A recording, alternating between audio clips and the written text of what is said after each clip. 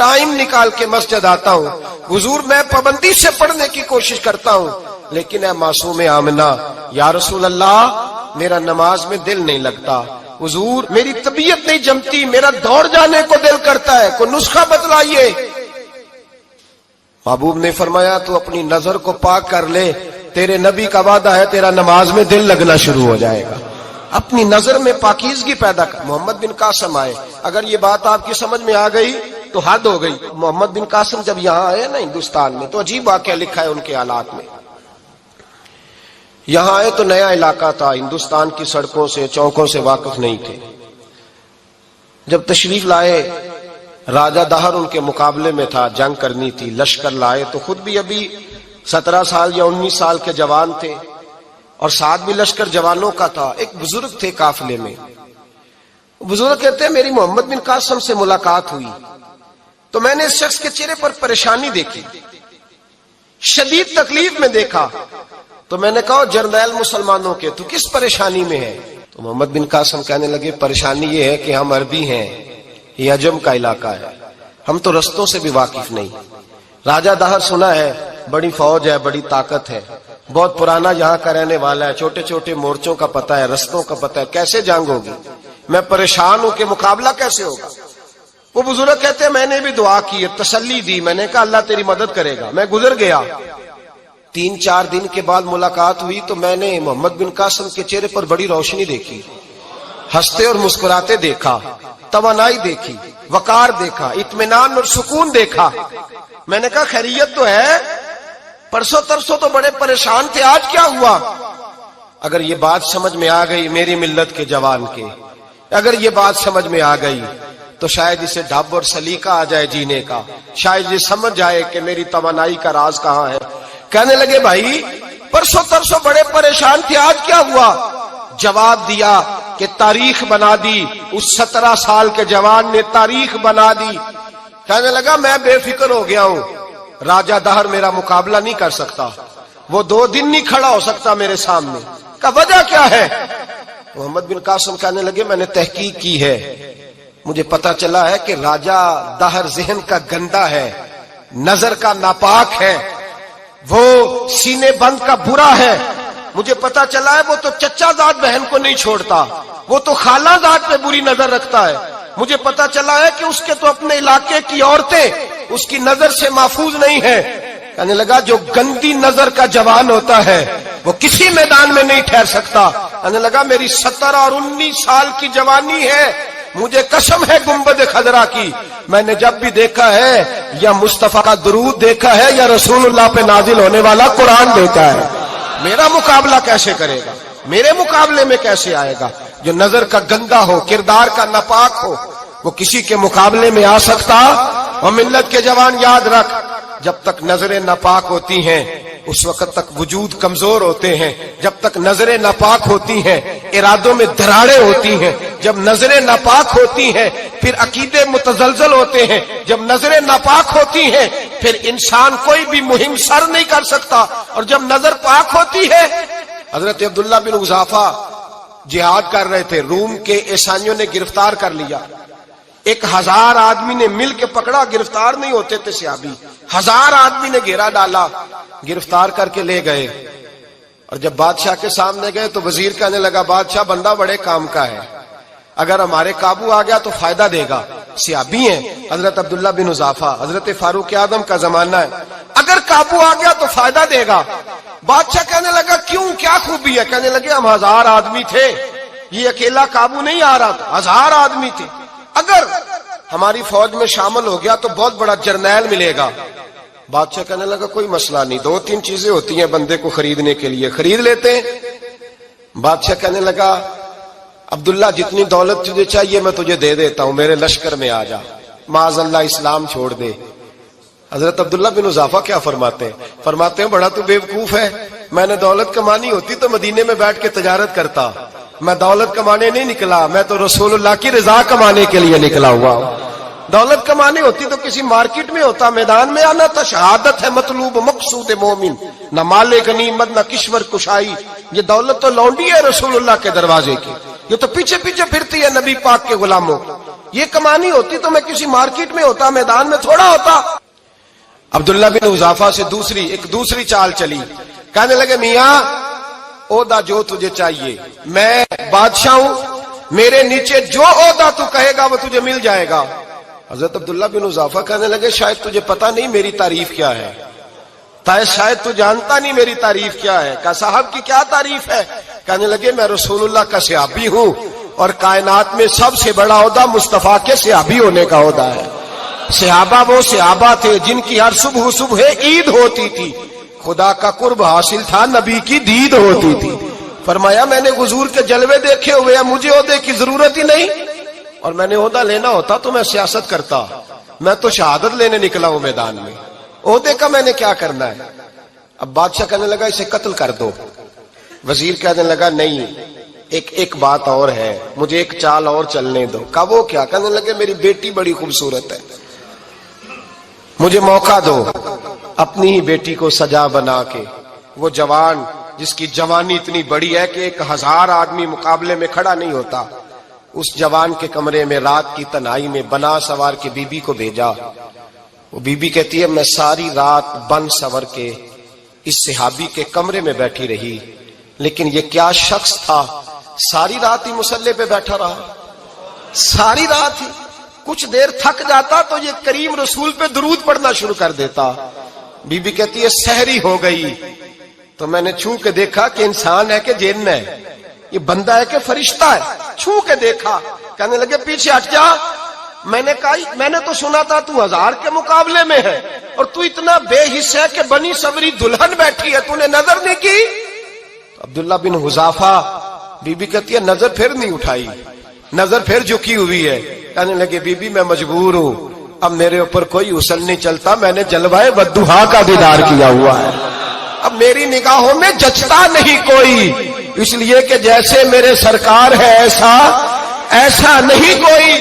کبھی بھی اب نہیں کسی کا میرے اوپر جادو چلتا، میں نے مصطفیٰ کو، اور کہا ذرا پیچھے ہٹ کے بیٹھ، مجھے میرے رسول نے غیر محرم سے بچنے کا حکم دیا ہے، ذرا پیچھے ہٹ کے بیٹھ۔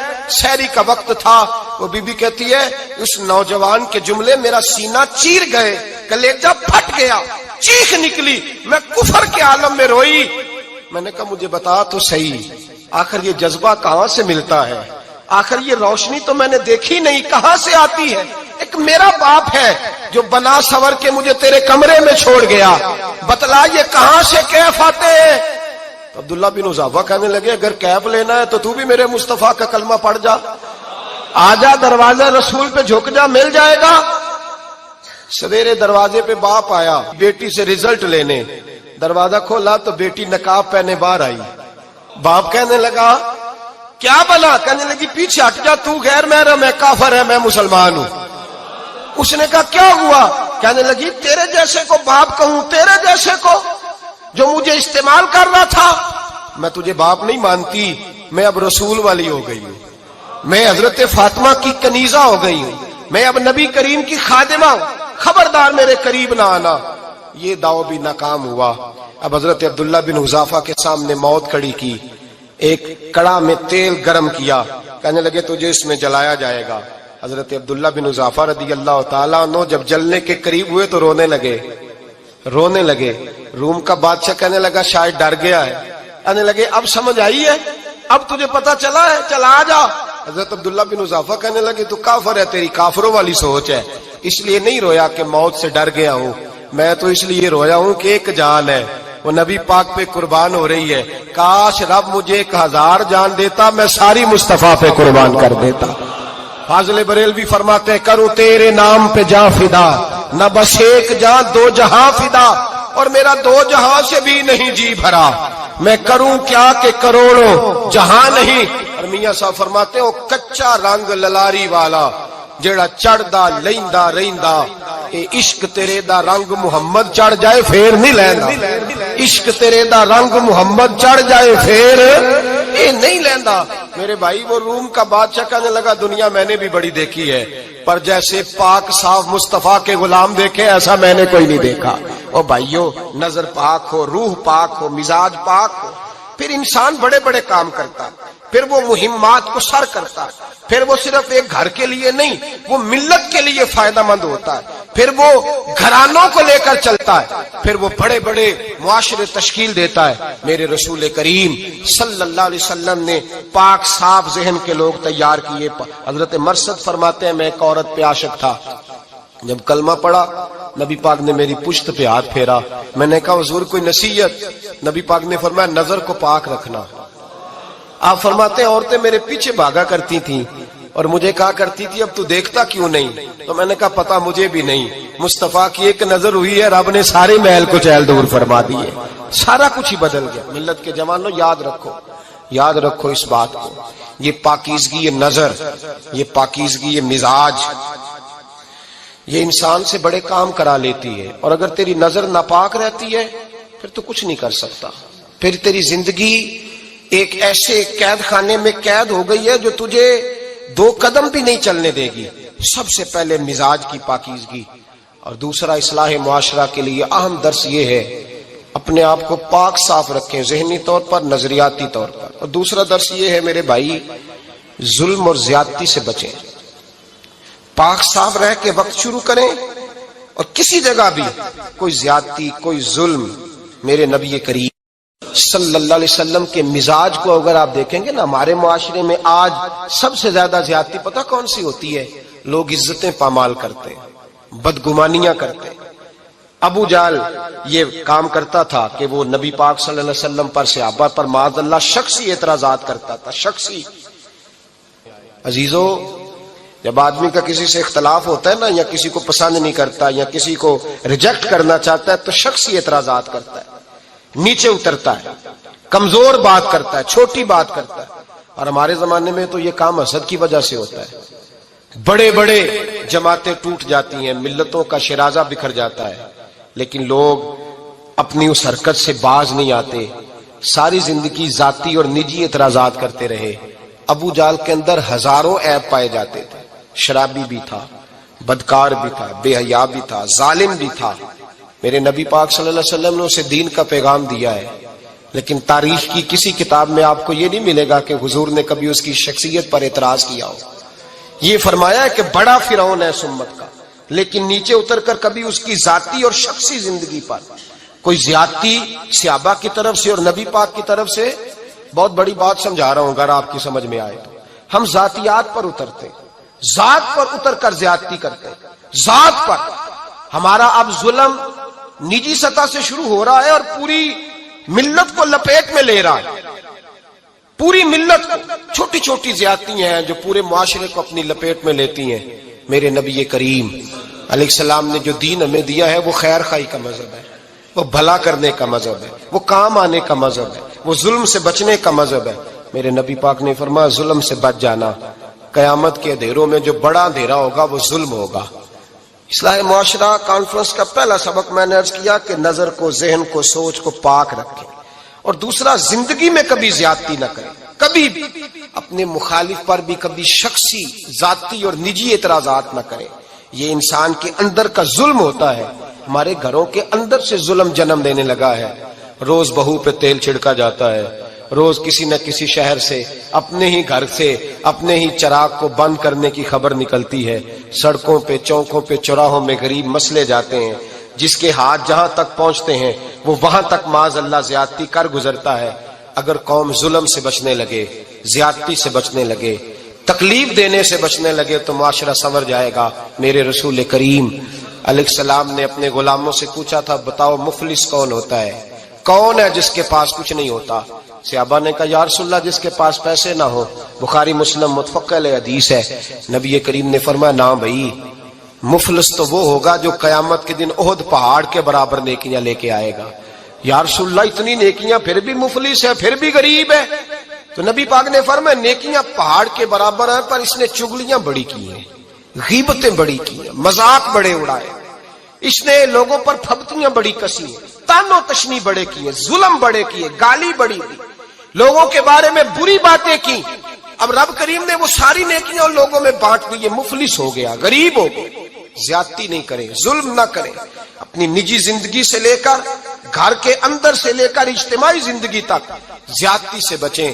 میرے نبی کریم علیہ السلام نے اپنے غلاموں کو یہ درس دیا ہے، دیکھنا کبھی زیادتی نہ ہونے پائے، دیکھنا کہیں ظلم نہ ہونے پائے، دیکھنا کسی شخص کو تمہارے قول فعل سے، تمہارے مزاج سے تکلیف نہ پہنچے۔ میرے بھائیوں، حضرت وہب ابن منبہ علیہ رحمہ فرماتے ہیں کہ بنی اسرائیل کے اندر ایک بادشاہ محل بنانے جا رہا تھا۔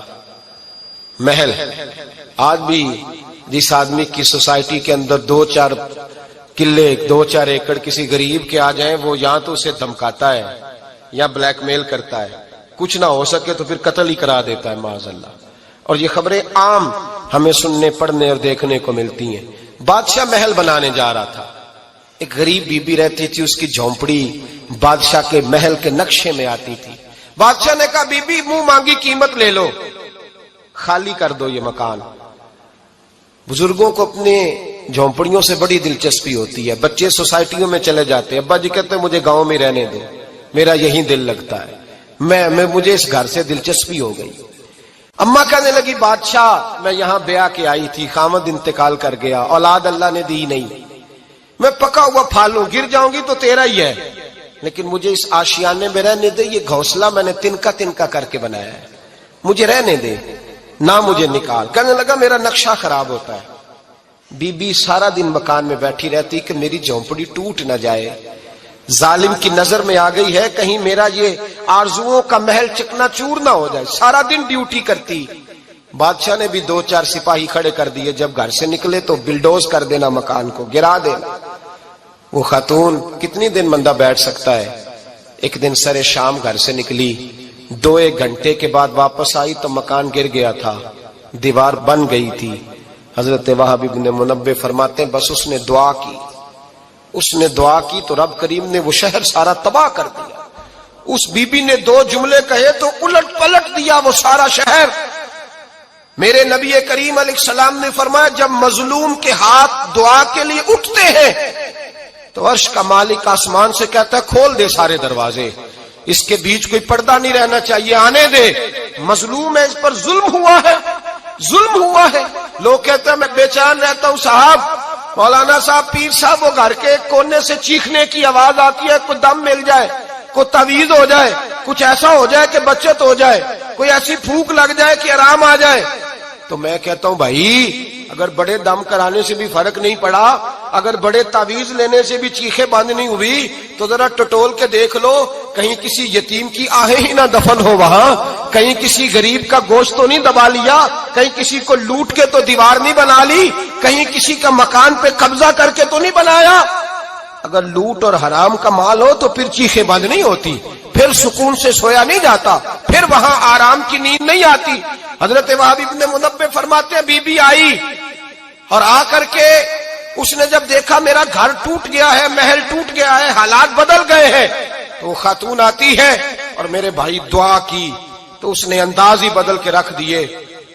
مکان سے نکلی تو مکان ٹوٹ گیا، اور فرماتے ہیں واپس آئی تو ہاتھ پھیلا کے پتہ کیا کہتی ہے؟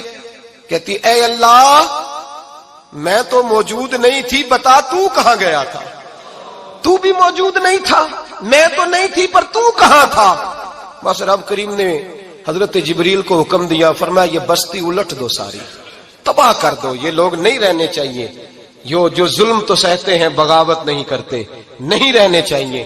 صاحب طبقات کہتے ہیں میرے مصطفیٰ کریم سید عالم صلی اللہ علیہ وسلم کے وصال ظاہری کے ایام قریب آئے تو حضور نے سرخ پٹی باندھی، تیز بخار ہے نبی کریم کو، 2 صحابہ سہارا دے کے مسجد میں لائے، نبی پاک علیہ السلام کو بظاہر سہارا دے کے لایا گیا۔